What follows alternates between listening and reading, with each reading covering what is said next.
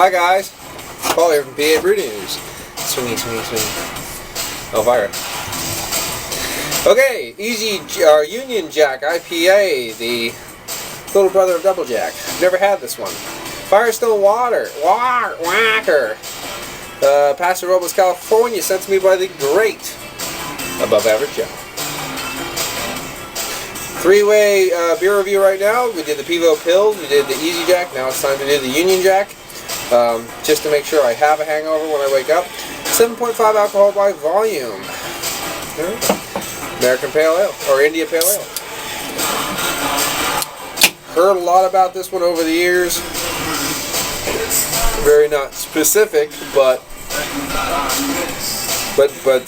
overall, just people do really enjoy this beer. I've never seen it. I've never saw it, because seen isn't technically a word. Well, the teacher said that one time to me anyway. I've never saw it in Pennsylvania. So I've actually never, Firestone Walker in general, I've never seen in Pennsylvania. So, thank you, Joe, for this, or I would have never been able to try this.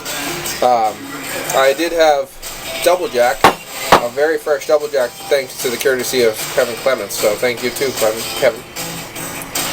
Kind of walking down the hill instead of up the hill, unfortunately, having Double Jack first, but here it is.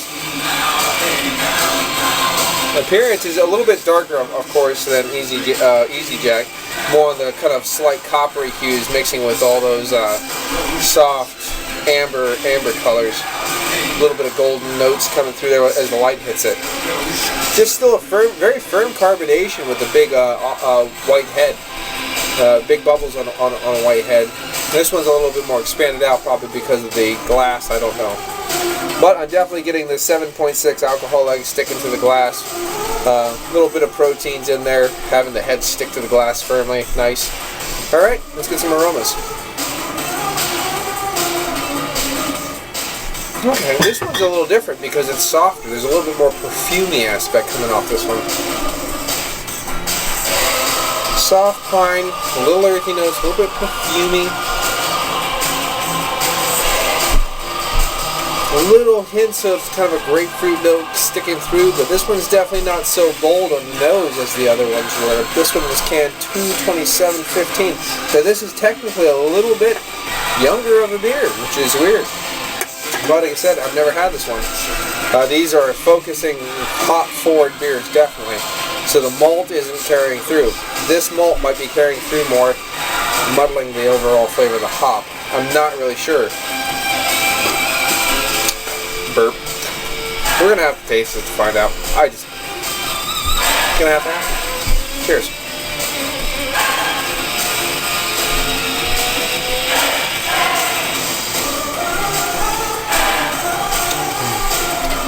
Oh.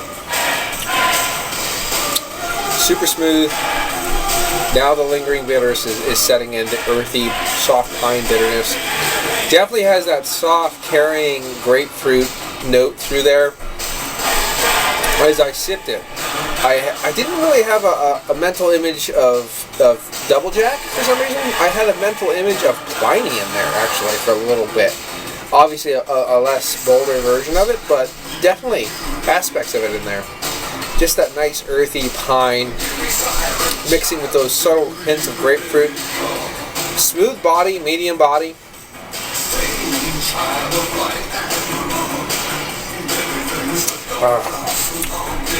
The caramel notes in these, the body of the malts, giving it a firm palate to play on. Definitely not an empty palate, not a boring. The hops aren't running amok. They're firm. They're sticking to that palate of caramel malt.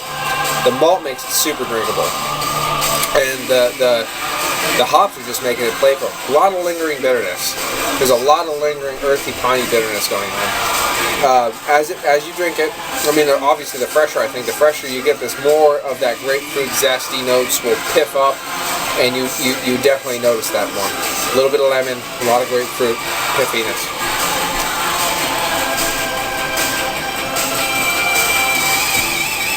Yep, now the more I stir it around, more of that grapefruit's coming out of the nose. Also, it's lingering more on the palate now, so I'm breathing it.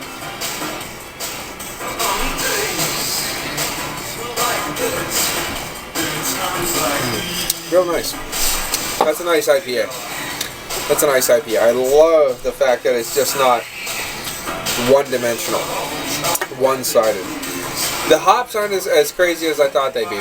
Now, I'm not getting the dankness I was hoping, the resiny dankness, the faint hints of just, what was I going to say? Kind of like, I understand the grapefruit, pine aspect, very simple, forward, West Coast hops. I'm not getting that kind of playful, soft, resiny dankness that I was expecting. Things like that. You don't know exactly what to expect until you dive into a beer. I mean, so you shouldn't have a predetermined thought of what you should get, if you know what I'm trying to. Use an open mind. Approach beers like you approach people, with an open mind. Give them the benefit of the doubt. See what's really the meat of them. And this one is pine, straight up pine earthiness, hints of grapefruit, a little bit of lemon mixed in there too. A nice earthiness, lingering bitterness, playful caramel, malt base, doesn't leave you boring, not one-sided. Very nice, very balanced. I know people don't like a lot of the IPAs balanced. Excuse me. But there is a good amount of bitterness on here to satisfy, I think, pretty much most hopheads.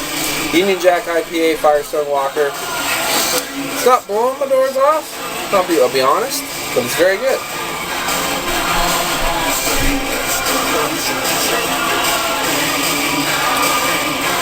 Yeah, there's no reason why this shouldn't give a 9. No reason at all. 9, definitely. 9 out of 10 from Union Jack IPA. Thank you very much, Joe, for letting me have this beer finally. I really do enjoy it. This has been Paul from PABrewNews. Cheers.